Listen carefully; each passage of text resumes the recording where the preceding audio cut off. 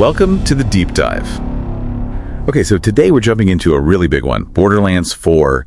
It's finally here, right? 6 years after the last one. Yeah, long wait. And this franchise basically kicked off the whole looter shooter thing maybe 15, 16 years back now. Totally. Huge legacy. Huge, and the pressure's on. Borderlands 2, still one of 2K's absolute bestsellers. So we've looked at reviews based on about 15, maybe 20 hours of play. Okay. And the picture emerging is lots of improvements, big ones, but also a couple of, frankly, critical problems we need to talk about. All right, so the sources are giving it an 8 out of 10 overall. Let's dig into why. Where should we start? Maybe the story. That was a bit messy in Borderlands 3. Yeah, good place to start. That was definitely a sticking point for many. So this one jumps ahead 6 years, new planet, K's. K's, got it.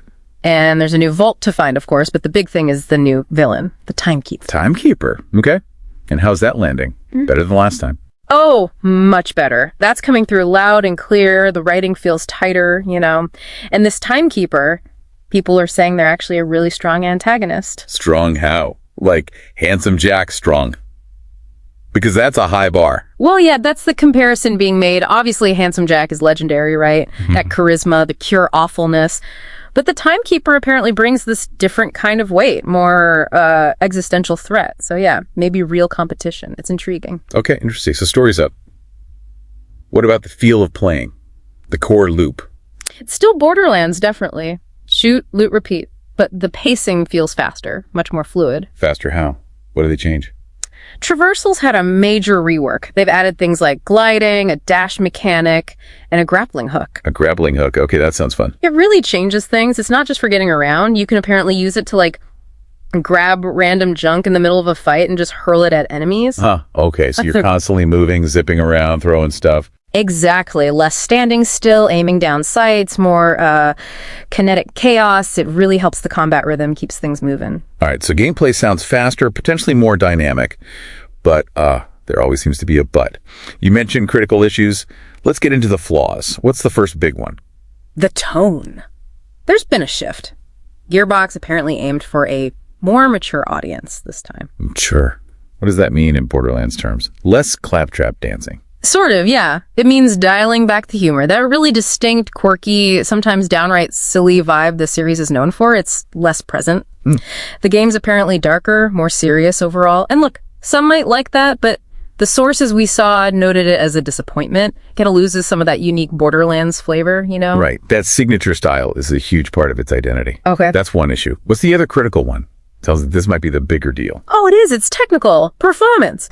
Across the board, PC, consoles, the optimization is reportedly, pretty bad right now. Bad how? Like low frame rates? Stuttering? Both. And it seems tied directly to the engine upgrade. They're using Unreal Engine 5 now. UV5. Powerful, but notoriously demanding. Exactly. Especially features like Lumen, their fancy real-time lighting system. Looks amazing. Apparently really sells the new day-night cycle, but it eats resources. So even on good hardware? Yeah.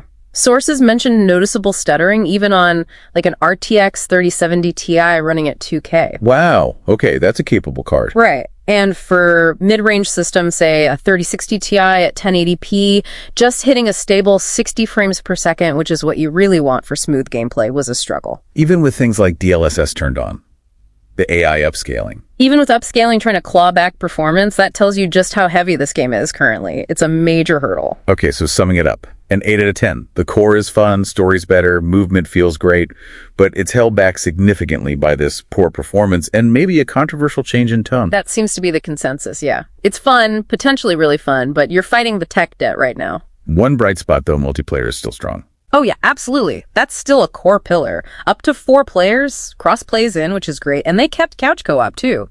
2-player split screen. Nice. Good to see split screen survive. Yeah. All right, so before we wrap up, this whole situation, it raises a big question, doesn't it? It does. You've got this major technical hurdle directly linked to using cutting-edge graphics tech like Unreal Engine 5.